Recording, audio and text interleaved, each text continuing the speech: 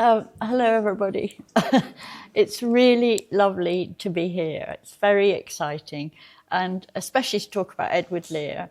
And I think of Lear as we get to know him coming up that drive and seeing Knowsley. It was a new phase in his life, and he must have just been stunned and overwhelmed. And I think it's still a wonderful experience today. So thank you very much for that.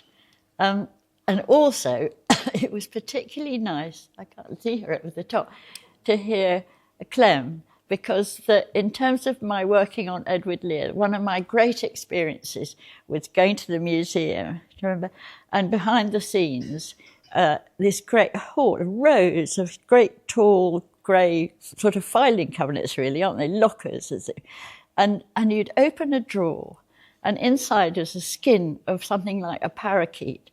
Absolutely brilliant colours, as if it had just been put there today. And then the different specimens and the different models. And Clem taught me about types and species and, you know, how complicated the whole business of natural history was. She's nodding, going, oh, yes.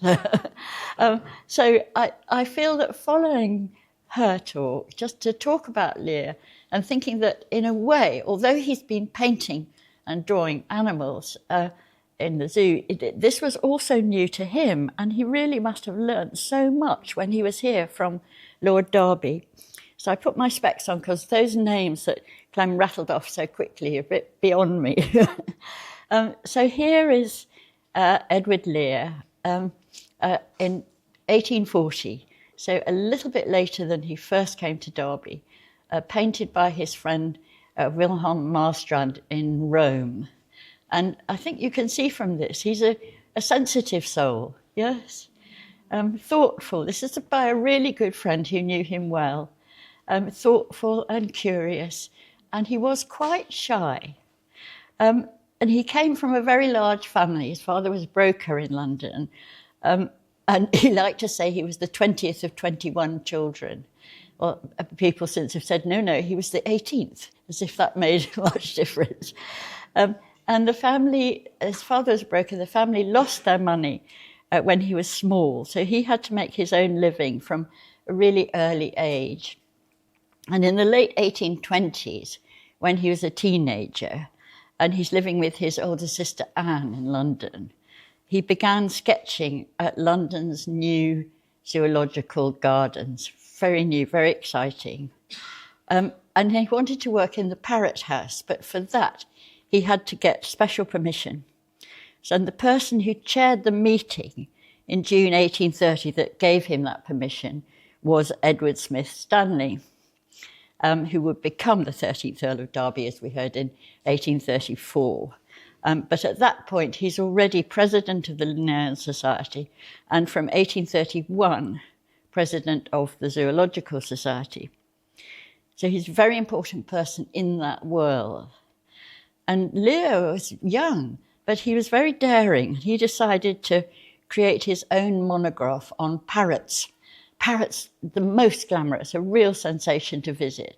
Everybody loved the foliage. You know, it's a time of headdresses with great feathers in and everything like that. So parrots were wow.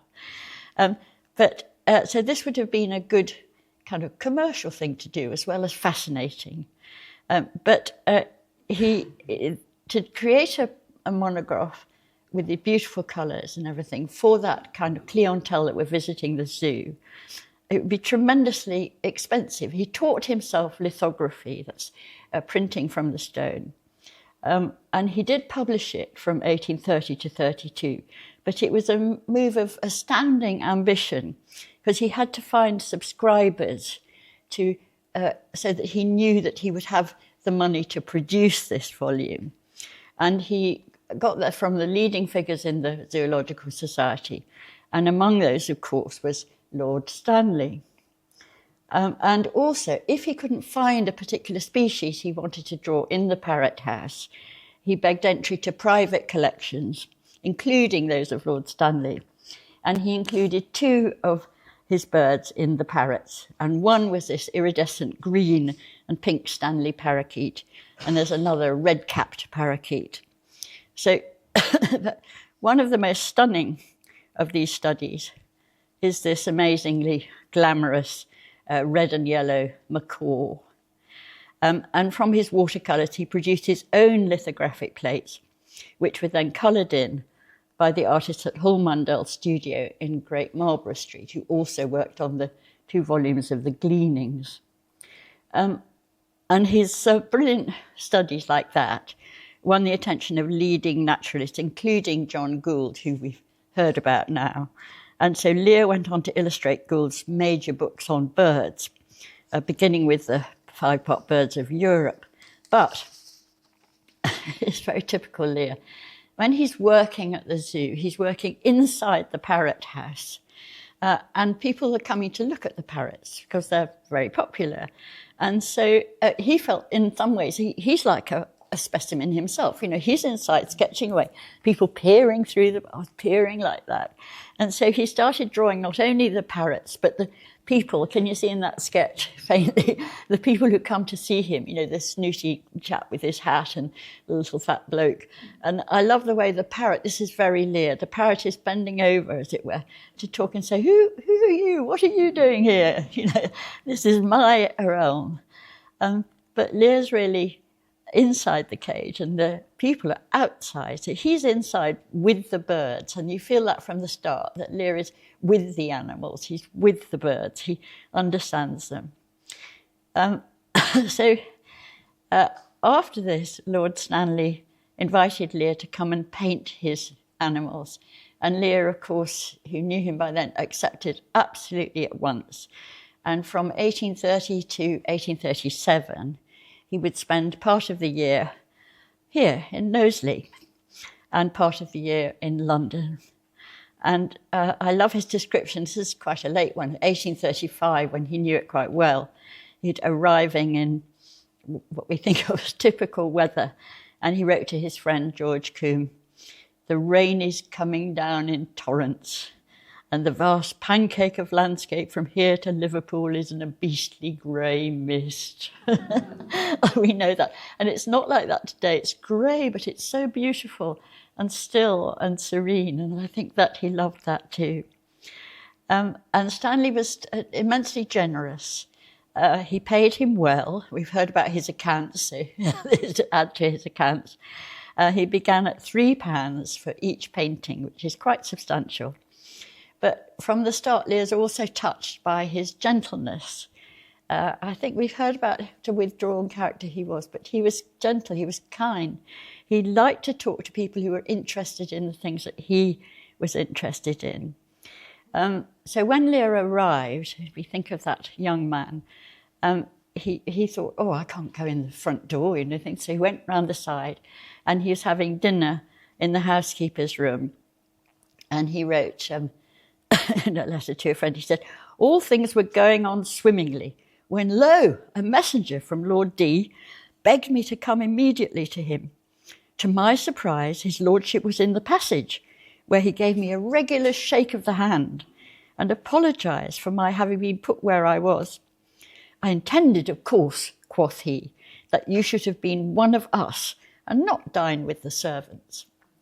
It's very kind and very generous, but also slightly awkward to Lear, who came from a different background altogether, and hugely warmly welcomed. But to begin with, at least, he felt, you know, he wasn't quite one of us.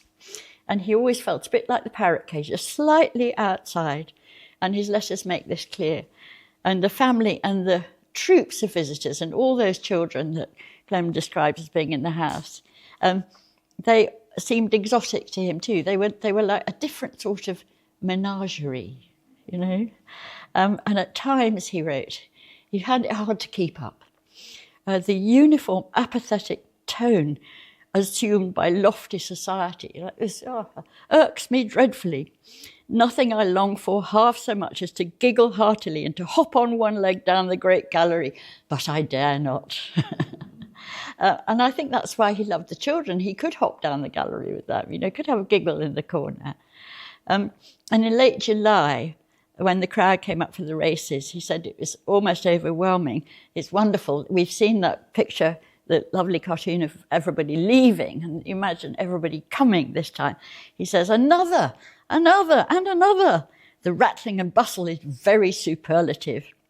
At the moment I am writing, no less than 3 carriages and 4 carriages and 2 phaetons with white ponies, 1 gig, and 3 grooms with single horses are congregated before the awful door up there. Oh, I am longing for a little porter out of a pewter pot and some bread and cheese eaten with my fingers. So he loves the grandeur and he loves the excitement, but he also feels just slightly out of place. I don't know if he smuggled in the bread and cheese, but certainly he spent much of his time quietly away from that crowd in the menagerie and the aviary. And it's here he sketched. So here he is at Knowsley. And and there's Lord Stanley at the time that he knew him, and the wonderful Stanley parakeet. And he's made many sketches of Knowsley. We've seen one already. And this shows that side that I think Clem said that he thought he really liked, with the colonnades, you know, looking out that way. He worked in the menagerie, and he worked tremendously carefully, trying over and over again with his watercolours to get the right effect. He was very patient, and he drew nearly all the time, I think, from living creatures, but sometimes from skins, specimens, which had arrived up here. And he made notes on colour and on texture, whether it's silky or rough, and he learned about anatomy. As I said, he learned so much here, feeding habits, mating rituals. So his watercolours are more than just an accurate description of plumage and markings and anatomy. There's also that feeling that I've suggested in the Parrot House of a sort of tenderness, a really intimate perception, a feeling like you feel the sort of heart beating fast, or how the nose is wet, twitching or something. And these animals are far from home, like him. So he made 17 of the watercolours that he made were used for the plates in the first of these 2 wonderful volumes, which are called Gleanings from the Menagerie and Aviary at Knowsley Hall in 1846. And the second volume, not with Lear involved, appeared in 1850. And so the first volume contained Lear's paintings of birds and small mammals. I'm just going to look at a bit of that. And the second was the description largely of hoofed mammals by the Benjamin Waterhouse Hawkins. And Lord Derby had wanted a permanent record. And John Edward Gray from the British Museum wrote the text, although actually I think we'll see there's hardly any text for a lot of them, apart from where they come from and identification. So this was where the sum of the 100 watercolours that Lear made here would end up. And I'm just going to look at a few now to follow this through a little bit. Here is a Vito. And you can see, Leo, it's lovely to have this, which is in Harvard, and the watercolour here, or the plate from the Gleanings, because you can see Lear, as it were, working, trying out the different colours, testing the palette, making sure that that fur is really kind of, tactile, breathy. You could almost sort of feel it on his thing. And these great big eyes. And great care, too, to be taken on. And I have to say, I don't know what the technical term is, but I would prefer monkey, but it's the hands. We say hands, don't we, not paw. How the monkey would actually bend those knuckles and things to climb and also hold on to the branch below. And this wonderful swoopy tail. And this little monkey comes from the rainforests of South America. And it now has a different name. We were talking earlier about the naming being so complicated, which is Aotus trivigatus. And that name was actually originally given by Humboldt in 1811. There's a little note you see at the top of the sketch actually saying that and giving the generally used name of the species as Duruculis. And that was used until 1983 and has now changed. And it's one of a species of nocturnal owl monkeys, They call it the northern night monkey, or the three-striped monkey. You see that. You imagine those enormous eyes are sort of good for seeing at night, very dramatic. And so that's the one that's very, very vivid. And it is plate number 1. The numbers that you see on these plates show how the order that they come in. And here we have one of some of my favourite names, which is plate number 2, which is the great whiskered yak. I'm not even going to attempt to give the Latin names. And this is a monkey, a different kind of monkey, a saki monkey, and a fruit eater. But it has little eyes, and it's a diurnal monkey, and it lives high in the canopy of the rainforest. You see, it's got very strong hind legs. You see those sort of flat feet there, which let it leap, and apparently makes enormously long jumps. It's very shy, it's very cautious, and one of the fascinating things that we haven't talked about, don't have time, I think, today, is how the plant hunters, the animal hunters in this case, manage to catch it. How does it catch it when it's flying high in the canopy? Whole stories behind every creature that come to Knowsley. And this, I think this is a very, very characterful little sketch, and with its sort of tiny, fierce face in the middle of it. And it's comical. It looks a bit astonished, don't you think? As if I don't want my photo taken, I don't want my portrait painted. And its face is so small and so kind of dramatic, and compared to this big body and this huge, fluffy tail. And that does have a note in the text, a rather curt note from Gray, because remember, this is also, although it's collaborative, as Clem explained, everybody's exchanging, swapping things like mad, it's also quite competitive, this collecting of your animals for your menagerie and identifying them, a great move to identify.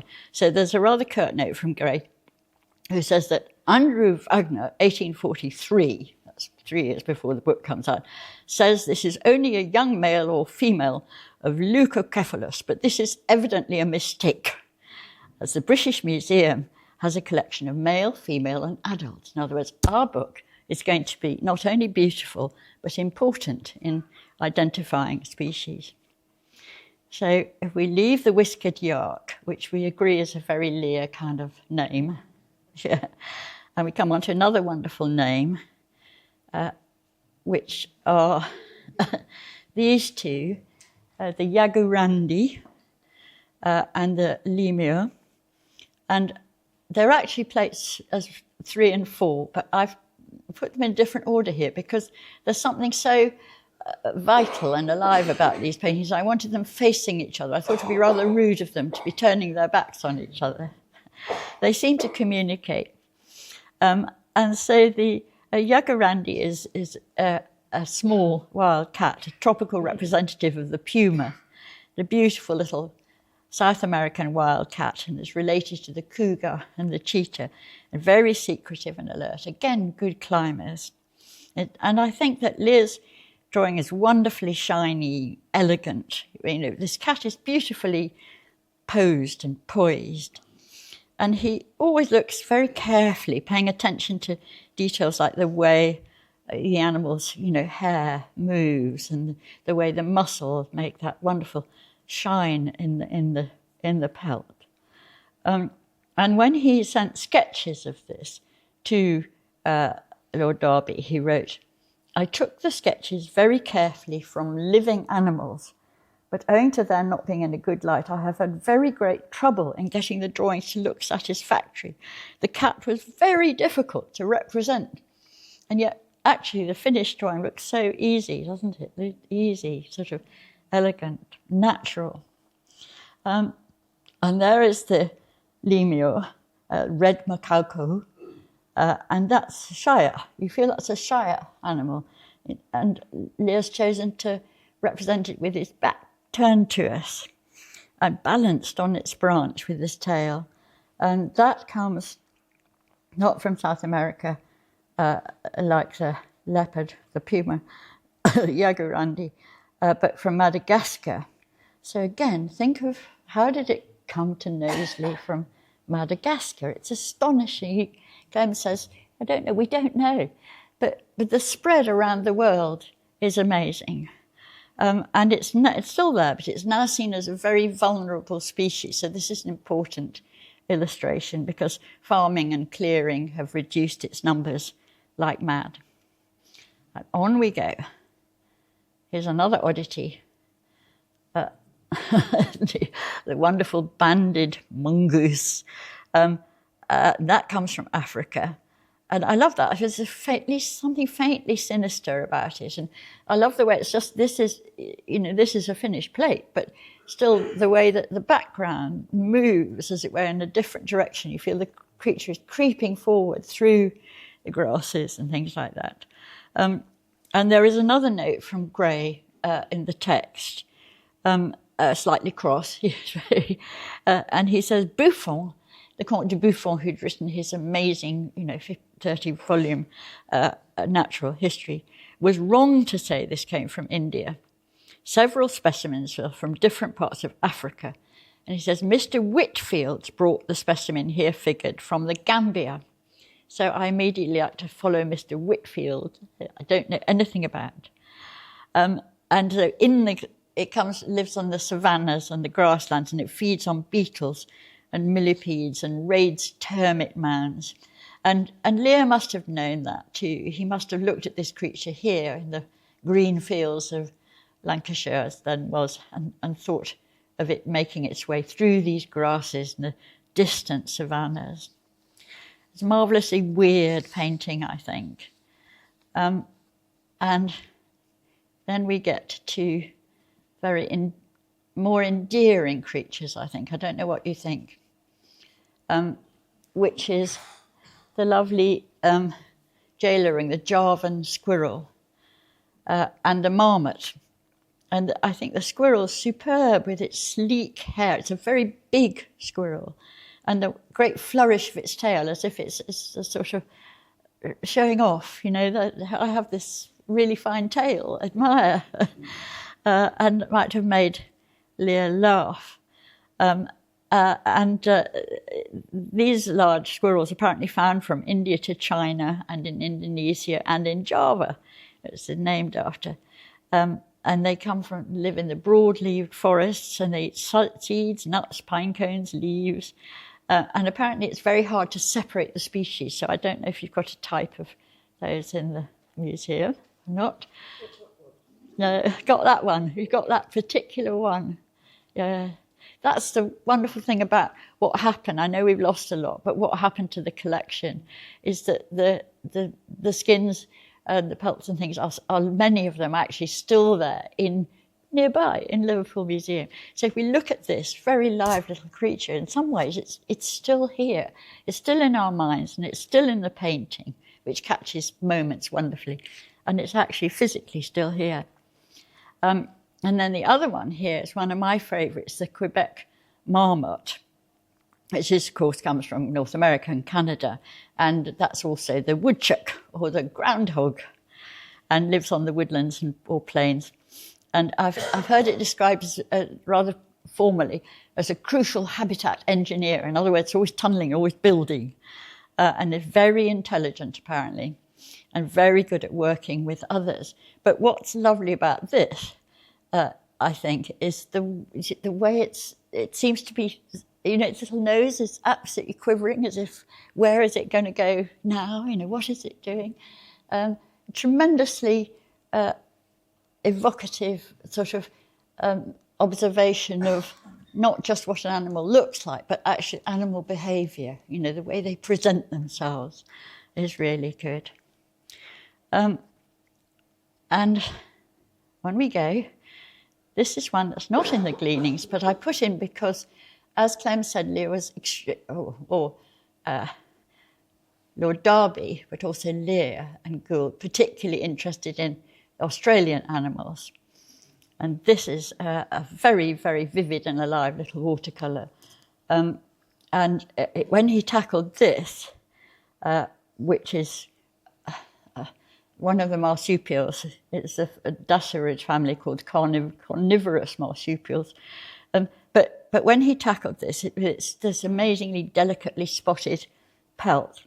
He explained to Lord Derby that he'd taken great pains and trusted that Derby would think he had tried to imitate the fur more nearly.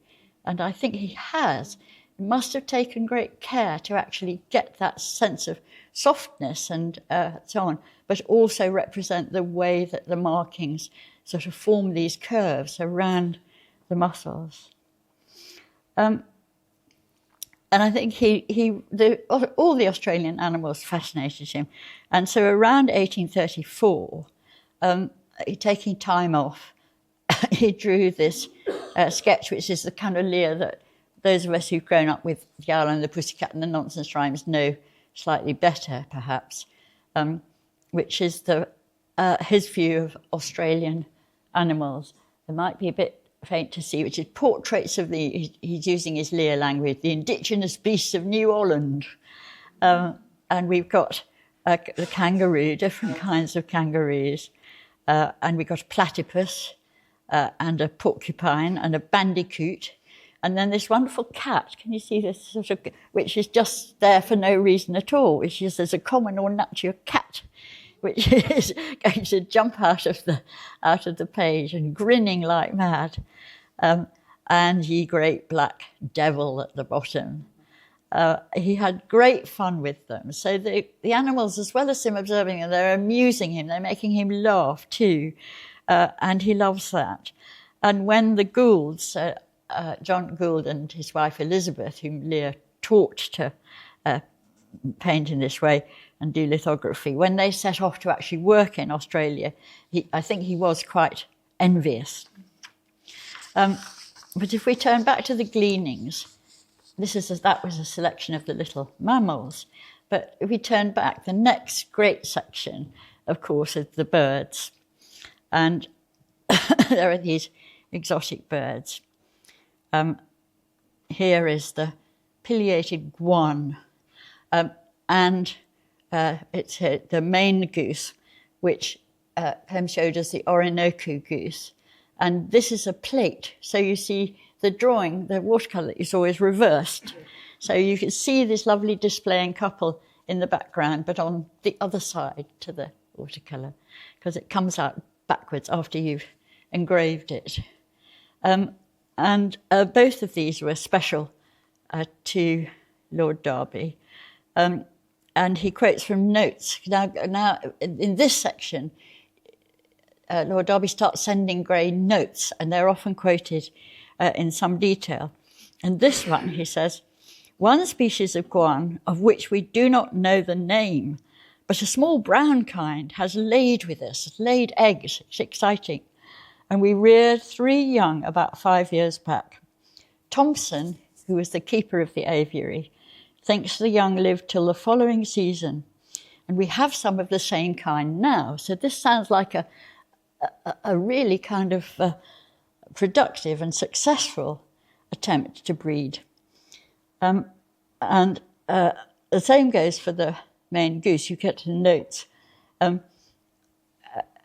but not notes from Gray. But we do know from that lovely cartoon how amused, again, as well as fascinated Lear was by this great displaying activity. And I love the way that here he uses the profile of the birds. Now, that's a very, very conventional thing in ornithological illustration of the time. But he varies it to give it's a very strong suggestion of the way the bird stunts, as well as a very precise description of the plumage and the variation of colour. So that lovely goose is really kind of poof, fat on the ground, whereas the guan is perching carefully up. And we also heard this morning about the cranes. These are actually some of my favourites, I think. And here are these 2 wonderful illustrations of the cranes. The wattle crown crane, which comes from South Africa. And again, you get Lord Derby's notes, which said they have never bred here or even paired, I believe. So That's not been successful. But what an amazing creature, yeah, with this astonishing crown of stiff golden feathers. And this crane does a tremendous courting dance, apparently, with much bowing and jumping. I'm not going to imitate a crane, but you can imagine it. And it will dance, apparently, at any time of the year. And both sexes dance, which is unusual. And then it's very lovely when you read about it. It says then the younger ones join the adults. So imagine a whole family of cranes, big cranes, little cranes, all dancing. And I think that Lear must have seen this. And one description I read says that, this is another touching thing, once they are independent, the chicks head off from their parents to start their own family. Sometimes they gather in large numbers in a ceremony like a wedding, when two chicks are being married off, and the new couple dance for a while before flying off together to start a new family.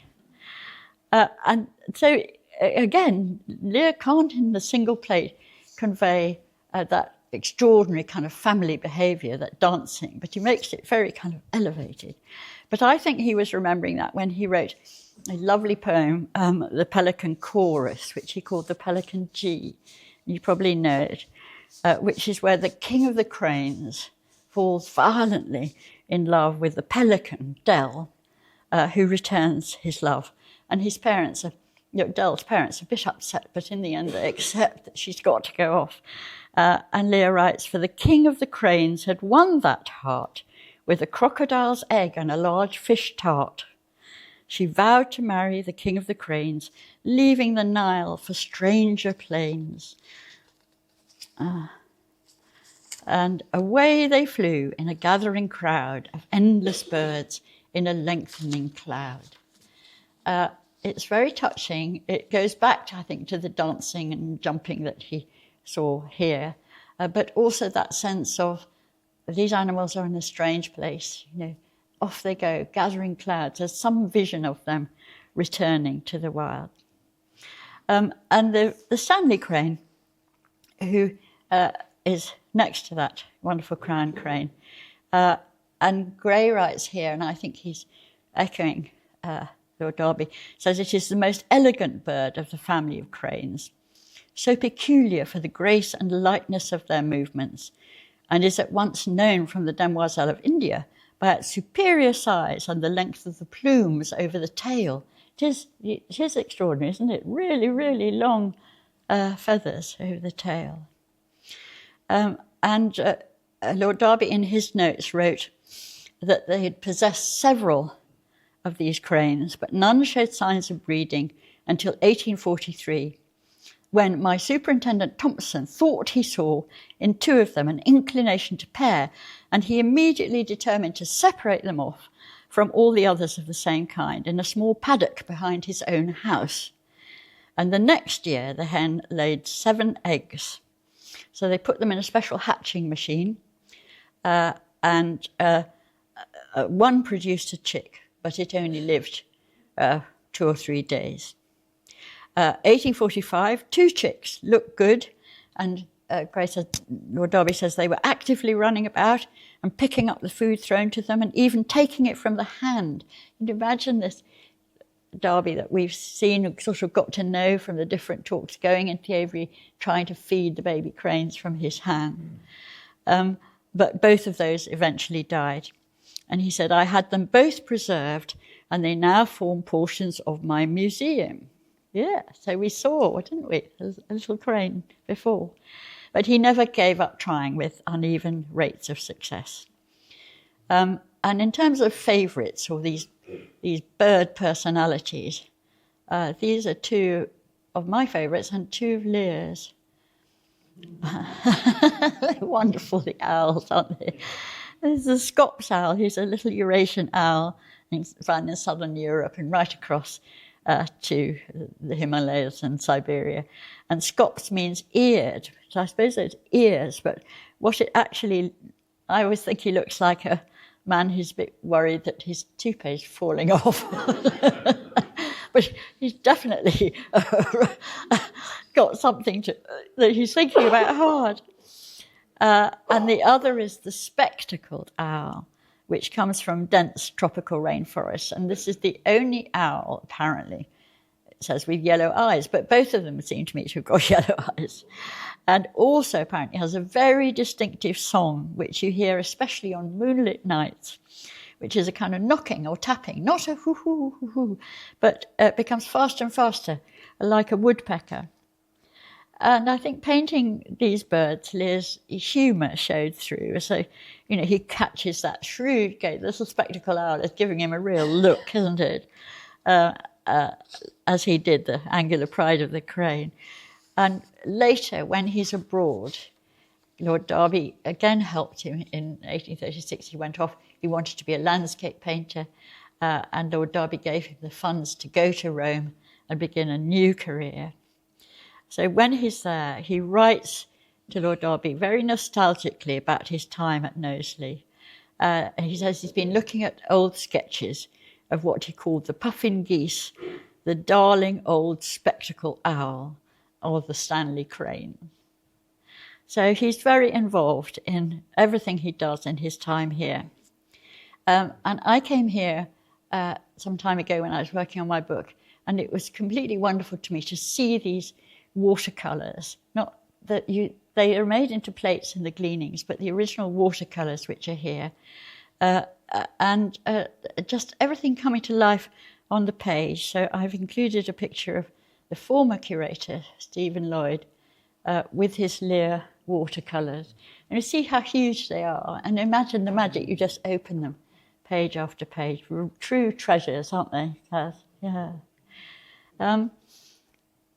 But I think that one of the things that I gained from this, and it's hard to use the right kind of language, is what you might call, you can't call it the humanity because we're humans, but the personality, the inner being of creatures, that they're not just objects or to be classified. And the more that Lear looked at the people, he's surrounded by people on the one hand and the animals on the other. The more he seems to me to have asked, what does it mean to be human? What separates us? And the answer is increasingly less and less, in a funny sort of way, apart from reason. And I think you can see this in the way that he paints these. I hope you've seen it in the way he paints the animals and the birds. But here are two very vivid examples. It's lovely, isn't it? Both of them painted very shortly before he left Knowsley. And I love these two macaws who are really kind of hobnobbing, but also the one on this side is kind of good. He's got me outside, sideways look to say, what are you listening to this for? This is between us, you know, slightly suspicious. And then the little chimpanzee, I think Clem and I agree on this, was actually not at Knowsley, though the painting, there's another painting, I won't go back, of the little chimpanzee in a dress with a hoop, which is here. But it was at London Zoo. And he is very sort of pensive. I think that could be a portrait of a person as much as a chimpanzee. And this, I think, is Tommy, who arrived at London Zoo in the autumn of 1835. And they dressed him. He was shivering. It was too cold for a chimpanzee.